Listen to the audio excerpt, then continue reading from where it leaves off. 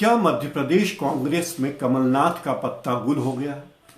क्या कमलनाथ खत्म खलीफा हो गए जिनका कोई प्रभाव नहीं बचा? क्या शिवराज सिंह चौहान का प्रभाव बढ़ गया है कि जिन 3 सीटों पर, विधानसभा की 3 सीटों पर बीजेपी चुनाव में खड़ी हुई, उनमें से 2 पर बीजेपी जीत गई? क्या बीजेपी रेगांव सीट नहीं बचा पाई, इसके पीछे बीजेपी की अपनी गलती है, या इस जगह पर बीएसपी के उम्मीदवार के नहीं आने का फायदा कांग्रेस को मिला है? इन्हीं सब मुद्दों पर बातचीत करूंगा। कहीं जाइएगा मत, अंत तक वीडियो देखिएगा और मेरे इस चैनल को लाइक और सब्सक्राइब भी जरूर कर लीजिएगा। तो दोस्तों, आज मतदान के नतीजे आने थे। देश में लोकसभा की 3 और विधानसभा की 29 सीटों पर चुनाव हुए थे। उसकी मतगणना आज हुई। मतगणना में 3 सीटों में से 1 सीट बीजेपी ने जीती, 1 शिवसेना ने जीती और 1 कांग्रेस ने जीती अखिल भारतीय स्तर पर। और 7 सीटों पर बीजेपी विजयी हुई, 8 सीटों पर कांग्रेस जीती। ये कांग्रेस के लिए बड़ी उपलब्धि कही जा सकती है। और बीजेपी के लिए बड़ी डेंट लगने वाली बात यह है कि हिमाचल प्रदेश में बीजेपी के उम्मीदवार बहुत बुरी स्थिति में रहे, जमानत जब्त हो गई।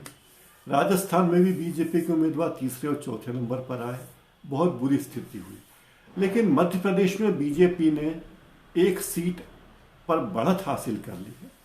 जिन 3 विधानसभा सीटों पर उपचुनाव हुए थे, उनमें से केवल 1 सीट पर पिछली बार बीजेपी थी, रेगांव में, और जोबट और पृथ्वीपुर में कांग्रेस के विधायक थे।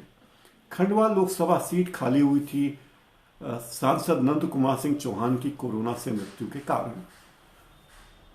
अब बीजेपी ने खंडवा की लोकसभा सीट तो बचाने में सफलता पाई है, साथ ही जोबट और पृथ्वीपुर की सीट जीतने में भी कामयाबी हासिल की। लेकिन रेगांव की सीट, 31 साल पुरानी रेगांव की सीट बीजेपी नहीं बचा पाई। पिछली बार वहां से बसपा का उम्मीदवार भी मैदान में था, तो कांग्रेस और बसपा के उम्मीदवार के वोट बढ़ गए थे, इसलिए शायद वहां से बीजेपी जीती थी पिछली बार। लेकिन इस बार वहां कांग्रेस ने सेंध मार ली। अब सवाल यह है कि जो कमलनाथ ये दावा करते थे कि मध्य प्रदेश की 4 विधानसभा उपचुनाव में जीतेंगे, वे केवल 1 पर ही क्यों जीत पाए? जिस खंडवा लोकसभा सीट पर उनका दावा था, वो नहीं जीत पाए। जोबट और पृथ्वीपुर उनकी सीट थी, वहां जीत नहीं पाए। हाँ, रेगांव जरूर जीत गए हैं। तो इसके पीछे क्या कारण है? क्या कमलनाथ ओवर कॉन्फिडेंट थे अपनी जीत के बारे में, कांग्रेस की जीत के बारे में, या कांग्रेस की अंदरूनी कलह इन उपचुनाव में कांग्रेस को ले डूबी? पूरे देश में जहां कांग्रेस के लिए अच्छे नतीजे आ रहे हैं, बीजेपी के लिए अच्छे नतीजे नहीं आ रहे हैं, वहीं केवल मध्य प्रदेश ऐसा राज्य है जहां बीजेपी के नेता मुख्यमंत्री शिवराज सिंह चौहान और बीजेपी के प्रदेश अध्यक्ष वीडी शर्मा चैन की सांस ले सकते हैं। आज वे चैन की नींद सोएंगे। उनकी वास्तव में धनतेरस मन गई है। धनतेरस यानी धनवंतरी का दिन। धन, जनता के वोट भी किसी धन से कम नहीं है, तो जनता के वोटों का धन उन्होंने प्राप्त किया। लेकिन एक बात जरूर याद रखनी चाहिए कि खंडवा लोकसभा सीट पे जहां पिछली बार 3.25 लाख वोटों से जीते थे नंद कुमार सिंह चौहान, उस सीट पर केवल 81,700 वोटों से ही बीजेपी जीत पाई। यानी वोटों में एक बहुत बड़ा डेंट बीजेपी को लगा है मध्य प्रदेश में, जो एक बहुत बड़ी चुनौती थी। लेकिन बीजेपी ने अपनी सरकार भी अपनी सीट बचाने में कामयाबी हासिल की है। सवाल यह कि आखिर कांग्रेस खंडवा से क्यों हारी? वो कांग्रेस जहां अरुण यादव टिकट के लिए मैदान में थे, लेकिन उन्होंने ऐन मौके पर अपना नाम वापस ले लिया। जहां शेरा मैदान में थे, टिकट चाहते थे, शेरा अपने लिए चाहते थे या अपनी पत्नी के लिए चाहते थे, उन्हें टिकट नहीं दिया। वहां बीजेपी के उम्मीदवार को जीतना आसान हो गया, क्योंकि कांग्रेस वहां अपनी अंदरूनी लड़ाइयों में ही उलझी रही। बीजेपी ने जोबट सीट जीतने के लिए बड़ी मेहनत की। वहां से सुलोचना रावत को वो अपनी पार्टी में लेकर आई। दल बदलू नेत्री को उन्होंने टिकट दिया और वो जीती। इसका मतलब यह है कि बीजेपी के लिए सिद्धांत कोई मायने नहीं रखते, जीत मायने रखती है, हार या जीत मायने रखती है। रहा सवाल पृथ्वीपुर का, तो जो सीट बीजेपी के पास पिछली बार नहीं थी वहां बीजेपी ने हासिल कर ली, और रेगांव सीट जो 31 साल से बीजेपी के पास थी वो बीजेपी के पास से चली गई।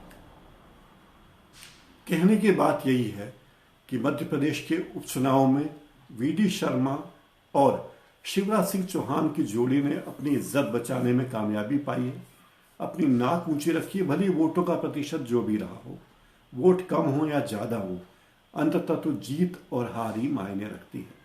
तो मध्य प्रदेश में शिवराज सिंह चौहान और वीडी शर्मा की जोड़ी ने यहाँ अच्छी कामयाबी हासिल की है, ये कहा जा सकता है।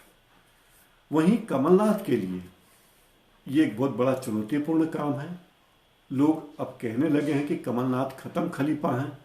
उन्होंने जीती हुई सरकार को अपनी प्रशासनिक गलतियों से चूक गए वो, और सरकार हट गई, कांग्रेस की सरकार हट गई।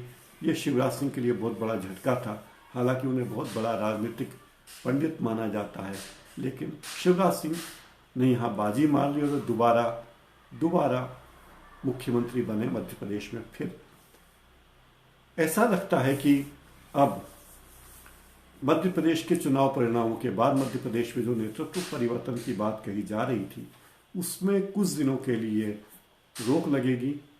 अब मध्य प्रदेश में सत्ता परिवर्तन शायद न हो, और कांग्रेस के लिए झटका जरूर है, क्योंकि अब कांग्रेस का असंतुष्ट गुट मांग करेगा कि कमलनाथ को पार्टी के अध्यक्ष पद से हट जाना चाहिए। अब देखते हैं कमलनाथ कितने दिन तक मध्य प्रदेश कांग्रेस के अध्यक्ष बने रह सकते हैं, और शिवराज सिंह चौहान का भविष्य क्या है ये भी आने वाला वक्त ही बताएगा। आज इस कार्यक्रम में फिलहाल इतना ही। आपका बहुत बहुत धन्यवाद। नमस्कार।